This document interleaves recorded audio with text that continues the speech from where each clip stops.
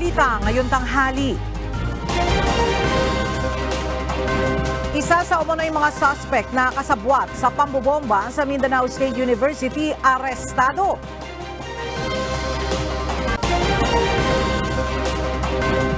Atin ito caravan bumiyahe na patungong Palawan para maglayag sa West Philippine Sea. Department of Transportation desididong ituloy ang December 31 deadline ng franchise consolidation para sa PUV Modernization Program.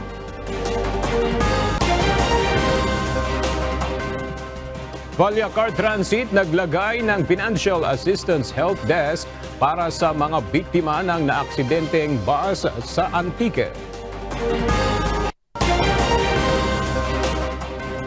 At alerto ng bulkang Mayon sa Albay, ibinabana ng PHIVOLCS. Magandang tanghali mga kasangbahay. Ngayon po ay araw ng Biyernes, December 8, 2023 at una sa mga balita ngayon tanghali. Malaki umano ang posibilidad na mapawalang bisa ang prangkisa ng Sunshine Media Network International o SMNI ayon sa House Committee on Legislative Franchises. Samantala, balak naman ang kampo ng SMNI hosts na sina Jeffrey Eric Celis at Lorraine Badoy na dumulog sa Korte Suprema upang iapela ang ginawang pagpulong sa kanila ng Kamara. Ang detalye sa report ni Rosalie Coz. Naniniwala ang chairperson ng House Committee on Legislative Franchises na mapapawalang bisa ang prangkisa ng kumpanya kung saan nag-ooperate ang Sunshine Media Network International o SMNI. Liban na kung mapatutunayan ng estasyon na hindi nila nilabag ang mga probisyon sa batas na nagkaloob ng kanilang prangkisa, partikular na ang Republic Act No. 11422. Kabilang na dito ang Section 4 kung saan nakasaad na hindi dapat gamitin ang estasyon o mga pasilidad nito sa pagpapakalat ng maling impormasyon. Nag-ugat ang investigasyon ng Kamara sa prangkisa ng SMNI matapos na sabihin ng anchor na si Jeffrey Eric Celis sa programa nito sa estasyon na 1.8 billion pesos ang ginastos sa foreign travel ni House Speaker Martin Romualdez sa loob ng isang taon. Nasilip din ng House panel ang anilay iba pang paglabag ng estasyon, gaya ng kabiguan ng kumpanyang iulat at humingi ng approval sa Kongreso kaugnay ng ownership nito. So marami ho silang violations na ginawa which I believe is a ground for the revocation. Ang panukalang pawalang bisa ang prangkisa ng SMNI bukod pa sa resolusyong adopted na sa House panel kung saan hinihikayat ang National Telecommunications Commission o NTC na suspindihin ang operasyon ng SMNI. Samantala, plano ng kampo ng SMNI host na sina Celis at Lorraine Badoy na maghain ng petisyon sa Korte Suprema kaugnay ng pagkakadetine ng mga ito sa Kamara. Ito ay matapos na i-cite in contempt ang dalawa dahil sa paglabag sa House rules. Mag-file tayo ng petition for certiorari on the ground of grave abuse of discretion amounting to lack or excess of jurisdiction on the part of the Committee on Franchise and petition for habeas corpus for the illegal detention and arrest. Buso dito ng paulit-ulit na pagtanggi ni Celis na ihayag ang Senate source niya ng impormasyon sa 1.8 billion pesos na halaga ng foreign travels ni Speaker Romualdez. Samantalang si Badoy naman na contempt dahil sa umunoy pagsisinungaling sa pagdinig ng Kamara. Ayon sa abogado ng dalawa, sumasailalim sa hunger strike sina Celis at Badoy bilang protesta sa ginawang aksyon ng House Committee on Legislative Franchises sa kanila. Kahapon nag-start ng hunger strike.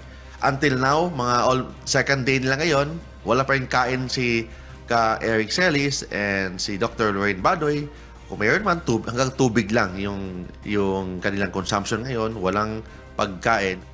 Gagawin nila ang hunger strike hanggat nananatiling nasa detensyon ang dalawa. Gayunman, balak din ang kampo ng SMNI host na sina Celis at Badoy na iapela sa House panel ang pagkakakontempt ng dalawa for humanitarian grounds, lalo na't malapit na ang holiday season. Rosalie Coz, UNTV News and Rescue. Diyos ang aming sandigan, serbisyo publiko ang aming pinahahalagahan. Nakahanap ng kakampi si Vice President Sara Duterte sa posisyon nito na huwag nang bumalik sa usapang pangkapayapaan sa mga rebeldeng komunista. Ayon kay Presidential Sister at Senator Amy Marcos, may agam-agam din siya sa muling pagbubukas ng peace talks. Ang ilang senador naman naniniwalang ang mga kondisyon ng gobyerno ang dapat masunod bago bumalik sa negosasyon ang magkabilang panig. Narito ang report ni Harleen Delgado. Sang-ayon sa Senator Amy Marcos sa posisyon ni Vice President Sara Duterte na dapat muling pag-isipan ang planong pagpapatuloy ng peace negotiations sa National Democratic Front o NDF, ang political arm ng Communist Party of the Philippines o CPP. Hindi na idinetalye ng Presidential Sister ang kanyang pagpabor sa nais ni VP Sara, ngunit may agam-agam din umano siya sa layunin ng komunistang grupo. Medyo nalilito pa rin ako dyan sa peace talk na yan pagkat narinig naman natin si Mr. Halandoni na nagsaad na kahit may peace talk ay mananatili pa rin nila ang mitiin nila, ang goal nila na ibagsak ang pamahalaan. Bakit ganun? Nag-peace talk ka pa. Si Senator Ronald Bato de la Rosa, pabor na matuloy muli ang peace talks. Gayunman may mga kondisyon anya na dapat ilatag na pabor sa pamahalaan. Provided no ceasefire para hindi bigyan ng tsansa yung CPP and PNDF na ngayon ay lugmok na makabangon at lumaban na naman sa ating gobyerno. Dapat walang ceasefire, tuloy-tuloy lang yan. Wala rin umano sa posisyon ang CPP para humingi ng demands bago muling umupo sa negotiating table. You want peace talk, usap tayo. Pero you are in no position to demand. Diba? Wala na kayo, spin force na kayo, wala na kayong leader, wala na kayong pangulo. So, running in the hills. So, mag-usap tayo. Pakinggan namin kayo, pero huwag kayong mag-demand. Si Senator Mark Villar naniniwala ring ang mga kondisyon ng gobyerno ang dapat masunod. Siguro makikinig sila kung nung gusto sabihin ng kabila, kung meron mga gusto mag-surrender. If there be siguro, they'll see, baka magkaroon ng protocol para sa mga gusto sumurrender.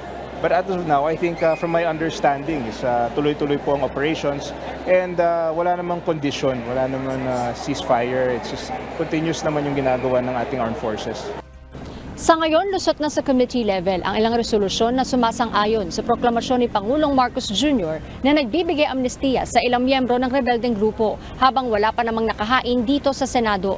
Nakasaad sa konstitusyon na may kapangyarihan ng Pangulo na magbigay amnestiya na dapat may pagsang-ayon ng mayorya ng lahat ng miyembro ng Kongreso. Harleen Delgado, UNTV News and Rescue. Diyos ang aming sandigan, serbisyo publiko ang aming pinahahalagahan.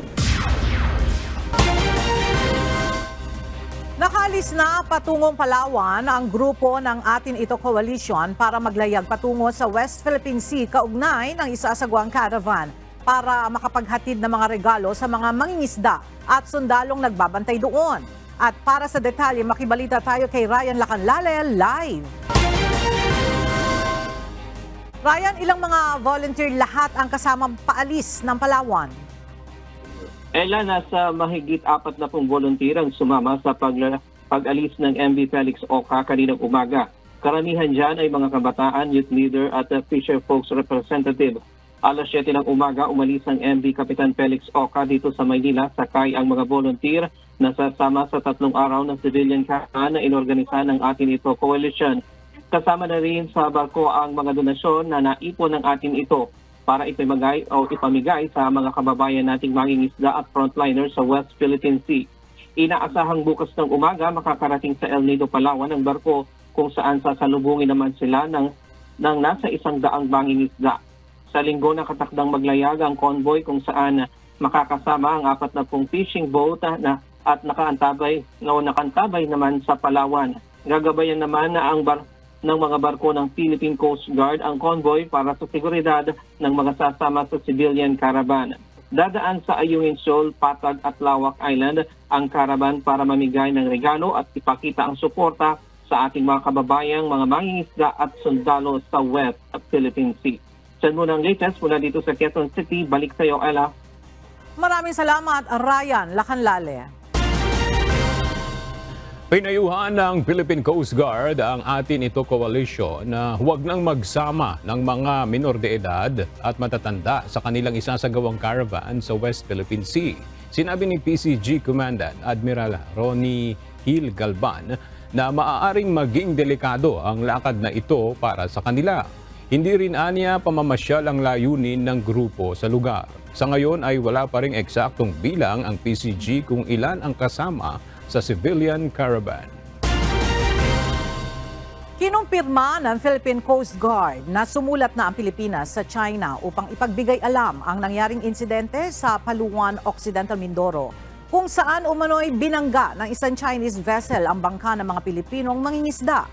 Sa isang panayam, sinabi ni PCG spokesperson Rear Admiral Arman Balilo na sumulat na ang kanilang maritime safety officer sa China hinggil sa nasabing insidente. Paliwanag nito, kung may sapat na ebidensya na makapagdidiin sa tunay na may sala, ay maaari itong papanagutin ng Pilipinas.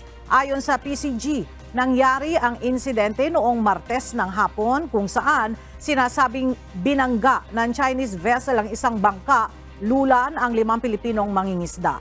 Nauna nang umapela ng tulong ang may-ari ng nasirang bangka, lalo't ginagamit nila ito sa kanilang kabuhayan. Desidido pa rin ang Department of Transportation na ituloy ang December 31 deadline para sa franchise consolidation ng mga tradisyonal na jeep at UB Express na bahagi ng Public Utility Vehicle Modernization Program. Ayon kay DOTR Secretary Jaime Bautista, hindi na babaguhin pa ang deadline upang mas maging efficient at sustainable ang sektor ng transportasyon. Hinikayat ng kalihim ang lahat ng mga driver at operators na magpunta na sa LTFRB at mag-apply upang makapasok sa transport cooperatives. Ayon sa DOTR, tatanggapin ang lahat ng aplikasyon ng franchise consolidation hanggang sa December 30 ng alas 5 ng hapon. Kahapon, naghain ng resolusyon sa Kamara ang Makabayan Black kasama ang Transport Group na piston upang pigilan ang nakatakdang deadline ng franchise consolidation. Bumaba ang antas ng underemployment sa Pilipinas noong Oktubre batay sa ulat ng Philippine Statistics Authority. Sa datos ng PSA na itala ang 11.7% underemployment sa naturang buwan. Mula sa Caloocan City, may report si Rosalie Coz live.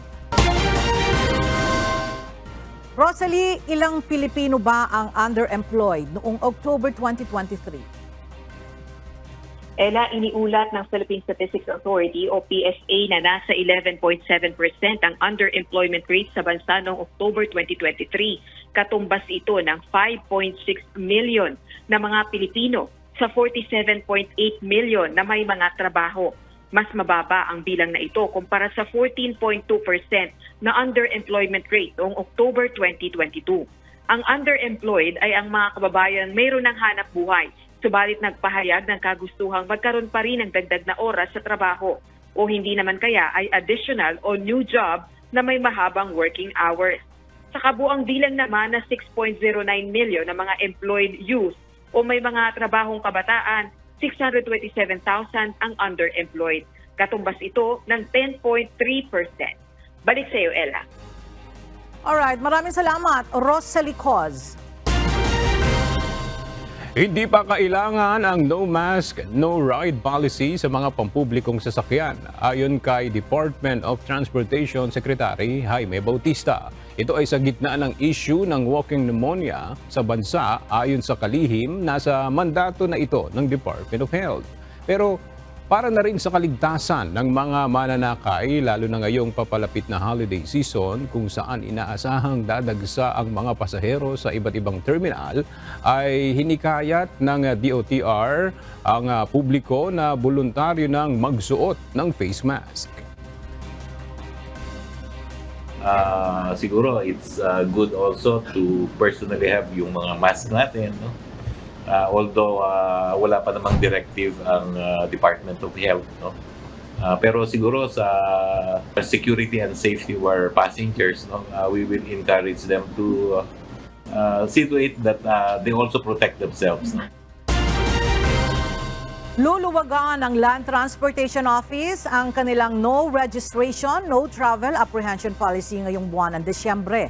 Sa isang pahayag, sinabi ni LTO Chief Assistant Secretary Vigor Mendoza III na ang pagluluwag sa polisiya ay naaprobahan na ni Transportation Secretary Jaime Bautista. Sinabi ni Mendoza na ayaw ng LTO na magdulot ng stress sa ating mga kababayan ngayong holiday season. Dagdag pa ni Asek Mendoza na i-relay na ang pagluluwag sa polisiya sa lahat ng LTO Regional Director at Heads of Units. Kasama na ang Law Enforcement Service ng LTO, ang opisina na nakatalaga sa operasyon laban sa mga delinquent motor vehicles. Inihayag ng Department of Tourism na malaking tulong ang long weekends upang lalo pang mapasigla ang turismo sa bansa. Sa isang panayam, ipinaliwanag ni DOT Secretary Cristina Velasco na malaking bagay ang long weekends ngayong taon upang mapalakas ang domestic travel at matulungan ang mga maliliit na negosyante sa ating mga tourist destination. Ayon sa kalihim, maraming mga local resort, mga restaurant at tourist transportation ang kumikita kapag ganitong mga panahon dahil may pagkakataon ang ating mga kababayan na makapagbakasyon. Bukod sa local tourism, naging masigla rin ang foreign tourist arrivals ngayong taon.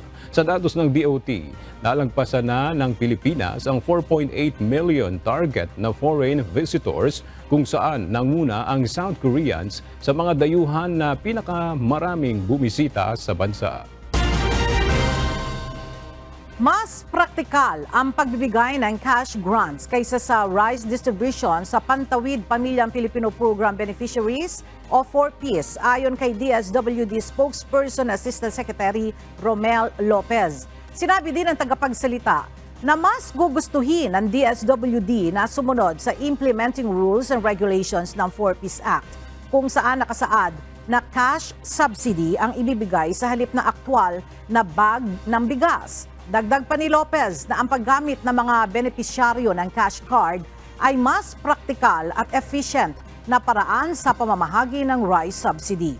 Kapakipakinabang din sa mga benepisyaryo na cash ang matatanggap nila dahil may kakayahan silang mamili kung anong bigas ang kanilang gusto. Bukod sa rice subsidy, nakakatanggap din ang mga benepisyaryo ng 4Ps ng monthly health at education cash grants. Tiniyak din ni Lopez sa publiko na handa ang DSWD na mamahagi ng bigas sa mga 4Ps beneficiaries sa halip na cash sa oras na maaprubahan ng National Advisory Council ng 4Ps ang isang resolusyon na nananawagan para sa aktwal na rice distribution. Nahuli na noong Miyerkules ng pinagsanib na puwersa ng Task Force Marawi at Marawi City Police ang isa sa mga kasabwat ng mga suspect sa pambobomba sa Mindanao State University noong December 3. Nakilala itong si Jafar Gamo, Sultan alias Jaf at Kurot. Sa inilabas na pahayag ng Armed Forces of the Philippines, si alias Jaf ang nakita ng mga witness na kasama ng nagngangalang Omar. Si Omar ang siyang naglagay ng bomba sa loob ng Dimaporo Gymnasium sa MSU. Nauna nang pinangalanan ng PNP ang mga suspect na sina Kadapi Mimbesa alias Engineer na siyang may bitbit ng bag at si Arsani Membisa alias Katab at alias Lapitos na pawang mga miyembro ng Dawla Islamia. Sumalit mayroon pa niya silang hinahanap na dalawang kasabwat ng mga suspect. Irerekomenda ni Bureau of Corrections o Bucor Director General Gregorio Katapang Jr. na ilipat ang mga persons deprived of liberty o PDL na may sentensyang 3 taon pababa at kasalukuyang nasa Bureau of Jail Management and Penology o BJMP papunta sa Bucor. Ayon kay Katapang, marami kasing issue ng recidivism o maaaring gumawa muli ng krimen kapag nakalabas na. Paliwanag nito na kailangan kasi ng rehabilitasyon ang mga preso kaya dapat ito ay nasa Bucor. Aabot anya ito sa ngayon ng halos 13,000. Kahit 3 years and below, malipat na rin sa Bucor para yung recidivism problem ma-address and yung reformation talagang makatulong sa kanila so that they'll not be going back and forth jail and then back to society. Pinag-aaralan ngayon ng pamahalaan na palayain ang mga matatanda na edad 70 taon pataas na nakakulong sa Bureau of Corrections. Pero ayon sa Bucor, mayroon pa ring mga kondisyon kung sino-sino lamang ang maaring makasama dito. Mula sa Maynila, ang detalye ihahatid ni Dante Amento live. Dante, kahit anong kaso na nagawa ay posibleng mapalaya? Magandang tanghali aga, batay sa sinabi ni Bureau of Corrections o Bucor Director General Gregorio Pio Catapang Jr., hindi lahat ay posibleng palalayain. Anya, hindi nila irerekomenda sa bibigyan ng executive clemency ng Pangulo ang mga nakagawa ng karumal-dumal na krimen o heinous crimes. Isa sa halimbawa nito ang mga ampatuan na nakatulan sa Maguindanao Massacre. Hindi rin irerekomenda ng Bucor ang mga may kasong rape. Paliwanag ng Bucor, humanitarian reasons ang pangunahing dahilan sa planong pagpapalaya sa mga matatanda. Sa ngayon, hinihintay na lamang ng Bucor ang kautusan mula sa Department of Justice o DOJ para sa listahan ng mga may edad 70 taon pataas. Pag binigyan kami ng marching orders, sabihin, DG, prepare a list of 70-year-old and above who are physically or mentally capacitated na that will not be a threat to society. So we'll give the recommendation as soon as possible. Ayon kay Katapang, nasa 1,000 ang mga ito sa ngayon, itong mga matatanda, kabilang na ang mga may sakit, may kapansanan na sa ilalim ng pangangalaga ng Bucor. Ang pagpapatawad sa mga matatandang bilanggo ay irerekomenda sa Pangulo para mabigyan ng executive clemency at makatutulong na rin sa decongestion ng mga piitan sa Pilipinas. Yan nating update mula dito sa Maynila. Balik sa iyo, Aga. Maraming salamat, Dante Amento. Plano ng pamahalaan na repasuhin na ang batas tungkol sa dangerous drugs sa bansa. Ayon sa Department of Justice, may mga bagong droga na mas mapanganib, ngunit hindi pa naisasama sa listahan ng mga ipinagbabawal na gamot sa bansa. Narito ang report ni Dante Amento. 2002 pa ang batas na mayroon ang Pilipinas na nagbibigay parusa sa krimen na may kinalaman sa iligal na droga. Ayon kay Department of Justice o DOJ Undersecretary Jesse Andres, mahalagang magkakaroon na ito ng amendment o pagbabago. Isasama na rito ang mga modernong illegal drugs bukod sa shabu. Fentanyl, very important new drug that's coming in cheaper and yet 10 times more effective or deleterious rather than shabu. And it's more affordable. It's another challenge for us. So that's not even part of the law. Kaugnay nito, isang drug summit ang gagawin ng pamahalaan sa pangunguna ng DOJ para sa posibleng amendment sa Comprehensive Dangerous Drugs Act of 2002. In all our engagements before the United Nations and all treaty obligations, I think it is about time that we review the dangerous drugs law and how we can modify it to be more attuned to the times. Ang executive tulad ng DOJ ay inaasahang magkakaroon ng mga rekomendasyon para naman sa Kongreso na umakto sa mga pagbabago sa batas. Dagdag pa nito, kailangan ng iba't ibang local stakeholders tulad ng Department of Health upang magbigay ng inputs at maipaunawa kung gaano kasama ang iligal na droga tulad ng shabu para sa tao. Hindi na anya kasama rito ang inputs ng international stakeholders dahil paniwala ng DOJ, kaya ng Pilipinas na gumawa ng hakbang para labanan ang panganib na dulot ng illegal drugs. Bahagi ng ginawang National Decongestion Summit ang isyu ng mga nakukulong dahil sa paglabag sa Illegal Drugs Act. Kabilang ito sa dahilan bakit sobrang siksikan sa mga piitan sa bansa. As far as I know, in the last 2 years, 70,000 people were incarcerated, charged with drug offenses. Okay.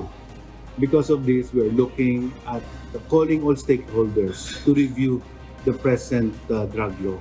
Sa datos ng Supreme Court, aabot sa 386% ang average congestion rate ng mga jail facility sa ilalim ng Bureau of Jail Management and Penology o BJMP. Dante Amento, UNTV News and Rescue. Diyos ang aming sandigan, serbisyo publiko ang aming pinahahalagahan. Nag-set up ng mga help desk ang Valyacar Transit Incorporated na siyang nag-ooperate ng naaksidenteng Ceres Baa sa Antique. Ayon sa kumpanya, layo nito na mapadalhan agad ng financial assistance ang mga biktima ng trahedya. Mula sa Quezon City, alamin natin ang detalye kay JP Nunez Live. JP, saan nakalagay itong mga help desk at para sa mga biktima ng nahulog na bus sa Antique? Aga, ayon sa Valyacar Transit Incorporated, naglagay sila ng mga help desk doon sa mga ospital kung saan dinala yung mga biktima na nagpapagaling sa ngayon. Gayon din sa Hamtik Police Station sa Antique. Layo nito na agad matulungan sa financial concern yung mga biktima o kaya ay yung mga kamag-anak nila na dadalaw sa kanila o pupunta sa presinto. Ayon sa Valyacar, mayroon pang mga biktima ang nagpapagaling sa Iloilo Western Hospital, Iloilo Mission Hospital at Angel Salazar Medical Hospital sa San Jose, Antique. Nakapag-deploy o nakadeploy sa mga help desk ang mga empleyado ng Ceres Bus para mag-assist sa mga concern ng biktima o kamag-anak nila. Nauna nang sinabi ng Valyacar Transit Incorporated na sasagutin nila ang lahat ng gasto sa pagpapalibing at pagpapaospital ng mga nasangkot sa trahedya ng nahulog na bus. Umaapela naman ang kumpanya sa mga netizen na wag nang ipakalat ang mga lumalabas na mga peking video o picture sa social media. Nakakagulo lamang anila ito sa isinasagawang investigasyon ng mga otoridad. Yan muna ang ating latest live mula dito sa Quezon City. Balik sa iyo, Aga. Maraming salamat, JP Nunez. Lalo pang tumindi ang pag-ira ng El Nino. Ayon sa Pag-asa, ilang mga lugar na rin sa bansa ang apektado ng kakulangan sa ulan. Mula sa Quezon City, makibalita tayo kay Ray Pelayo live. Ray, anong mga lugar itong apektado na ng tagtuyot? Ayon sa Pag-asa, nasa dry spell condition na ang Apayao, Cagayan, Nueva Ecija, Cavite at Palawan. Sa nakalipas na 3 magkakasunod na buwan, nabawas ang naranasang pag-ulan sa mga nasabing lugar. Sa 17 lalawigan naman ang nakaranas ng dry condition na karamihan ay nasa Luzon at kasama na rin ang Negros Occidental, Basilan at Maguindanao. Base sa El Nino Advisory number 6 ng Pag-asa na inilabas at nasa strong stage na ang El Nino na umiiral sa dagat Pasipiko. Mahigit na nila sa 1.5 degrees Celsius ang naitalang pagtaas ng temperatura sa karagatan. Kahit sa panahon ng amihan, kung saan lumalamig ang panahon, nakapagtala na rin ng ahensya ng matataas na temperatura noong nakaraang buwan. Kabilang na dito ang istasyon ng Pag-asa sa Clark, Pampanga, Malaybalay City sa Bukidnon, at Zamboanga City. Ngayong Disyembre ay tinatayang bawas din ang maranasang ulan sa Northern at Central Luzon, Metro Manila, Batangas, Cavite, Mindoro, Provinces at Palawan. Sa katapusan ng Disyembre, malaki ang posibilidad na ang Cavite ay may papasok sa kategorya ng drought condition. Tinatayang tatagal ng El Nino hanggang sa kalagitnaan ng 2024. Ella? Alright, maraming salamat, Ray Pelayo.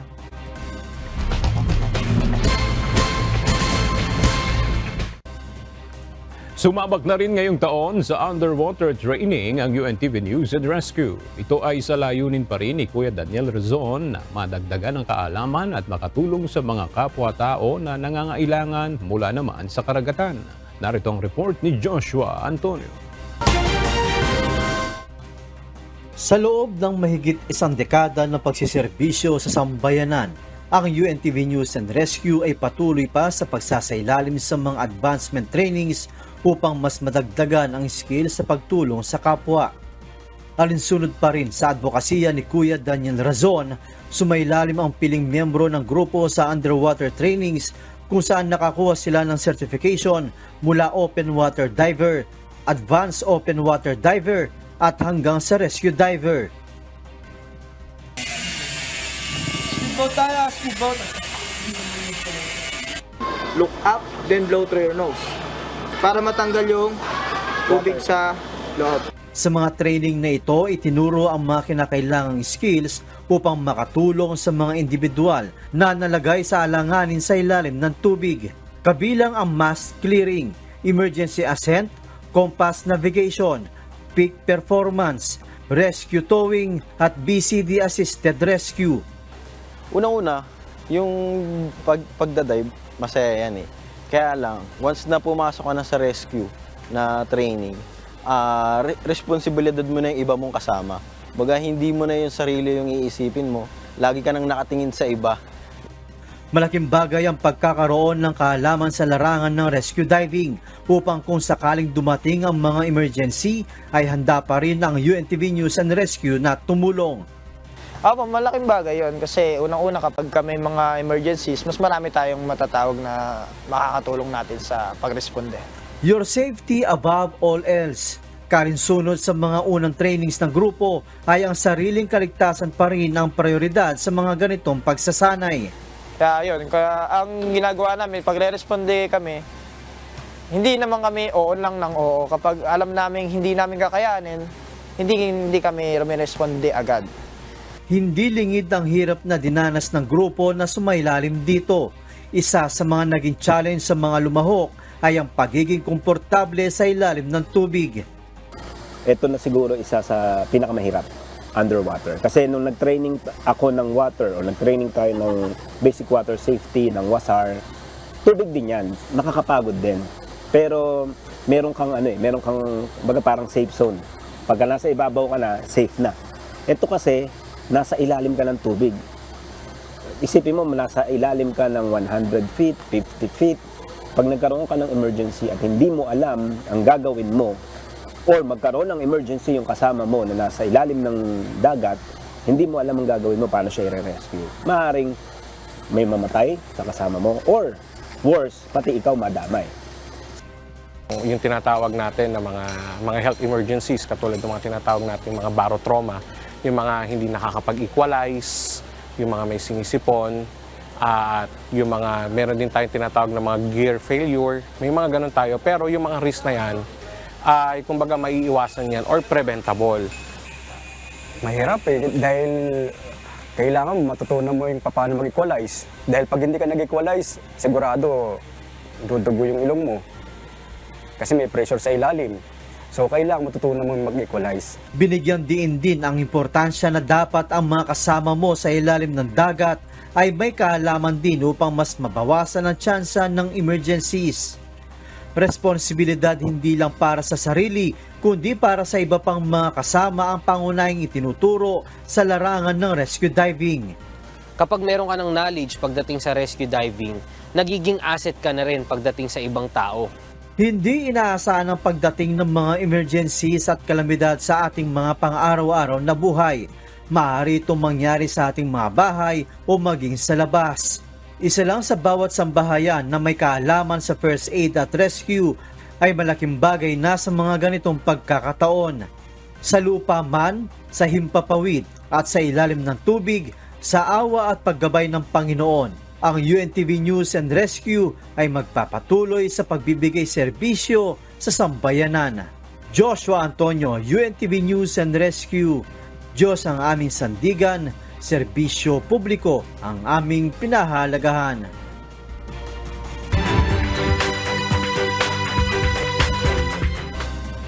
Nananatili pa ring mataas ang level ng tubig sa Angat Dam sa Bulacan. Pero nilinaw ng Bulacan Provincial Disaster Risk Reduction and Management Council na wala namang dapat ipag-alala dito kahit pa magkaroon ng malakas na lindol dahil kakayanin naman ito ng kapasidad ng dam. Mula sa Bulacan, makibalita tayo kay Nestor Torres, live. Nestor, ano ang ibinigay na assurance ng Bulacan PDRRMC na talagang hindi bibigay ang Angat Dam sakaling tumama itong malakas na lindol? Ella, ayon sa Bulacan PDRMC, land-filled structures ang walling na ginamit sa Angat Dam. Kaya kahit magkaroon pa ng malalakas na pag-alog ng lupa, ay hindi ito basta-basta magko-collapse dahil matibay anya ang pagkakagawa nito. gamit ang closed-circuit television o CCTV. Nakararating sa Command Center ng Bulacan Provincial Disaster Risk Reduction and Management Council o PDRMC ng time to time ang water level ng Angat Dam watershed. Ayon kay Bulacan PDRMC Head Officer Manuel Lucban Jr., nitong November 30, nagpakawala ng tubig ang National Power Corporation matapos umabot ang dam sa spilling level na 212 meters. Pero sinabi ni Lucban na sarado na ang gate ng dam, pero may mga tubig pa rin na pakaunti na releasing para ito mabawasan. Ito naman ang tatlong gate ng Angat River.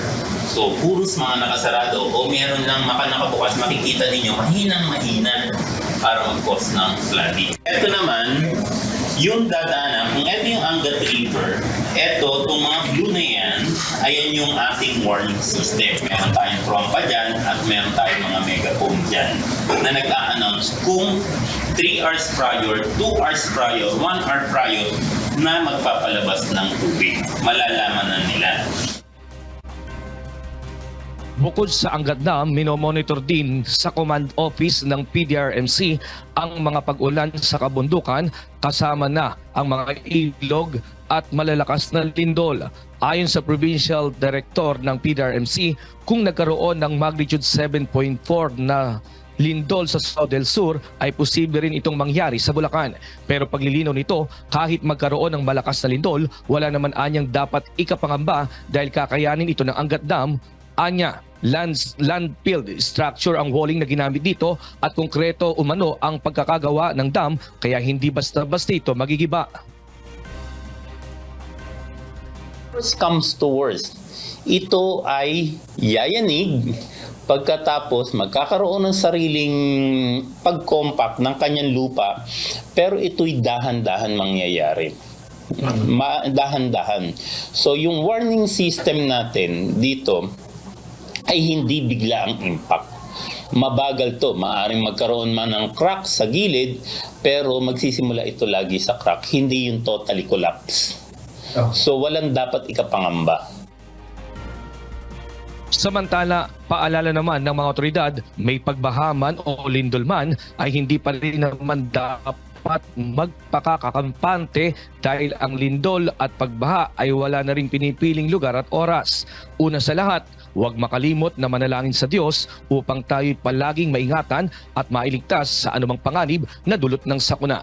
At yan ang latest live mula dito sa PDRMC Command Center sa Malolos, Bulacan. Balik sa iyo, Ella? Maraming salamat, Nestor Torres. Ibinabana ng Philippine Institute of Volcanology and Seismology ang alerto ng Bulkang Mayon sa probinsya ng Albay. Sa advisory na inilabas ng PHIVOLCS ngayong araw, mula sa nakaraang Alert Level 3, ibinabana sa Alert Level 2 ang estado ng Mount Mayon. Nangangahulugang ito na nabawasan na ang pag-aalboruto at ang posibilidad na malakas na pagsabog. Gayunman, paalala pa rin ng PHIVOLCS, hindi pa tuluyang nawawala ang banta ng bulkan, kaya pinag-iingat pa rin ang mga residente. Hunyo ngayong taon nang itaas sa Alert Level 3 ang Bulkang Mayon dahil sa pag-aalboruto nito, kaya't pinalikas ang mga residente lalo na ang mga naninirahan sa loob ng 6-kilometer permanent danger zone. Pinaigting ng Police Regional Office o PRO 11 ang intelligence monitoring sa buong Davao Region ngayong holiday season.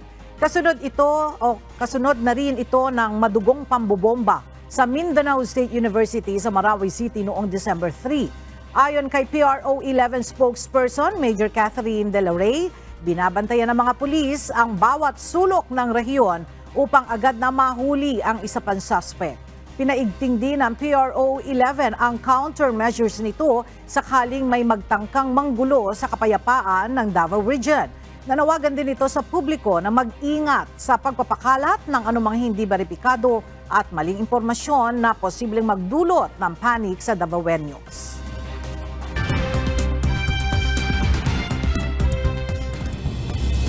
Patuloy ang pagtugis ng Israel sa Hamas militants sa malalaking lungsod sa Gaza Strip dahilan upang masawi ang daan-daang Palestinian sa airstrikes. Halos 2 milyong Gazans na ang displaced o nawala ng tirahan sa gitna ng kakulangan ng pagkain at pangunahing pangangailangan. Nagsisiksikan ang Gazans sa Rafah sa southern border sa Egypt matapos na palikasin ng Israeli military. Subalit, naiulat pa rin ang pagkasawi ng ilang tao sa mga apartment doon matapos tamaan ng rockets. Kinausap na ni U.S. Secretary of State Antony Blinken ang Israel's Strategic Affairs Minister at iginiit na dapat gumawa ng mga hakbang ang Israel upang protektahan ang mga sibilyan sa ginagawa nitong opensiba sa southern Gaza. Inakusahan ng mga gobyerno ng United Kingdom at Estados Unidos ang Russian Security Services ng pakikilahok sa isang sustained cyber espionage campaign laban sa top politicians, journalists at non-governmental organizations o NGOs. Dating pinaghihinalaan ang Russia ng panghihimasok sa UK politics, kabilang na ang 2016 Brexit referendum. Tinutuligsa naman ang conservative government ng pagpalyang imbestigahan ito. Sa pinakahuling claims ng British Foreign Ministry, nasa likod ng pagtatangkang pangingialam sa UK political processes ang Federal Security Service ng Russia. Nagkasundo ang China at European Union sa pagkakaroon ng balancing trade relationship sa kauna-unahang in-person summit sa loob ng 4 na taon. Gayunman, walang ibinigay na senyales ang magkabilang panig kaugnay ng pagresolba sa mga pagkakaiba sa iba't ibang issue. Batay sa EU leaders, hindi papayagan ng Europe ang hindi makatarungang kompetisyon sa China. Nagbabala naman ang Beijing sa EU na umaasa ito ng pag-iingat sa Brussels kung magkakaroon ng restrictive trade policies.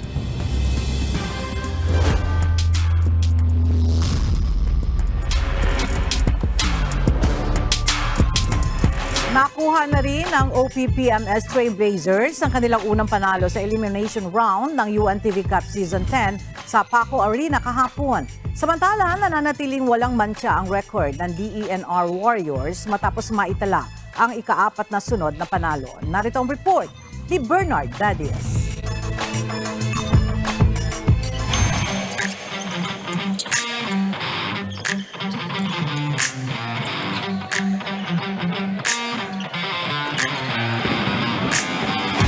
Nananatiling matatag sa itaas na pwesto ng Group B ng UNTV Cup Season 10 Eliminations ang DENR Warriors na may malinis na 4 na panalo at wala pang talo. Matagumpay na naitumba ng Warriors ang Cavaliers sa kanilang dikdikang bakbakan na nagtapos sa final score na 75-70 sa triple header na ginanap sa Paco Arena, Maynila kahapon. Nanguna sa opensa ng DENR sina Alfie Grijaldo na may 21 points, 6 rebounds at 4 na steals. At si Rodel Vergara na may 15 points, 5 boards, 3 dimes at 2 steals, kaya tinanghal na best players of the game.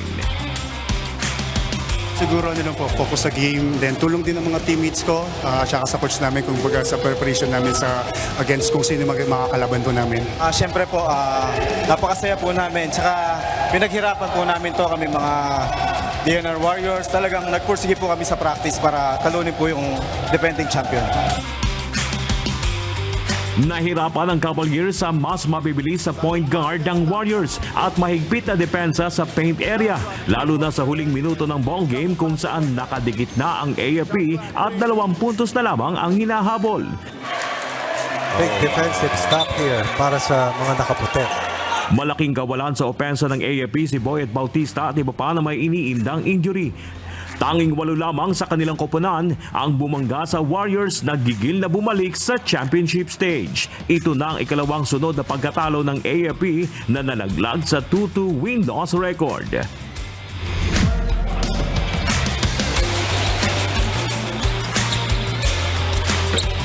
Hindi naman nagawang tibagin ng GSIS Furies ang tatag ng NHA Home Masters sa kanilang mainit na neck-and-neck battle na nagtapos sa score na 94-86. Binuhat ang Home Masters nina Alvin Bitug na kumamada ng 25 points, 9 rebounds at may tig 2 assists at steals. At si John Derek Dizon na may 14 points, kabilang dyan ang 3-point shot under a minute mark para iangat sa 6 points ang kanilang abante at pahirapan ng makahabol ang GSIS. Siguro naging sa amin yung galing din sila sa talo. Siyempre gusto rin nilang bounce back. Yun nga, kailangan paghandaan namin sila kasi galing sila sa talo, sigurado paghandaan nila kami. Siguro yun yung naging rin namin, mindset namin na hindi rin kami bibigay basta-basta. Na gusto rin namin makuha yung panalo na ito. Lalo't pares kami ng team stand. Basta yung pagka may game, hindi ko na iniisip yung injury ko. Basta focus lang ako sa game talaga. Focus lahat. Nasa ikalawang pwesto na sa Group A ng team standings ang NHA na may 4-1 win-loss record. Kasunod naman ang GSIS na nakalasap ng ikalawang sunod na pagkatalo matapos ang 3 sunod na panalo.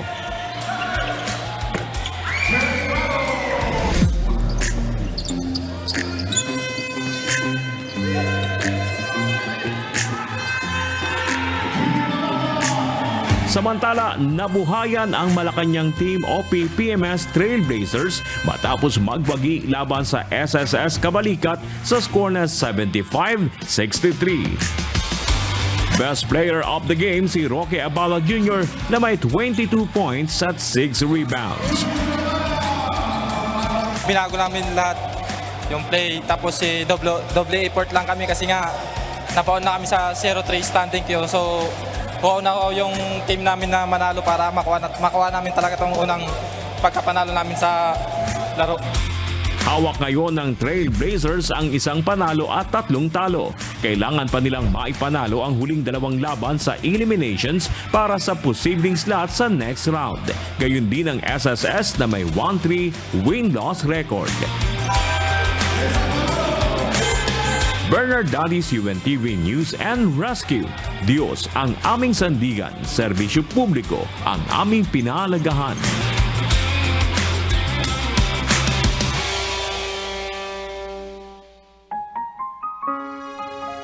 At sa ating pong iiwang mga salita ng Diyos na ating sandigan mula sa Aklat ng Marcos, Kapitulo 9, versikulo 50 na nagsasabi, Mabuti ang asin, tatapwat kung tumabang ang asin, ay ano ang inyong ipagpapaalat? Taglayin ninyo sa inyong sarili ang asin, at kayo magkaroon ng kapayapaan sa isa't isa.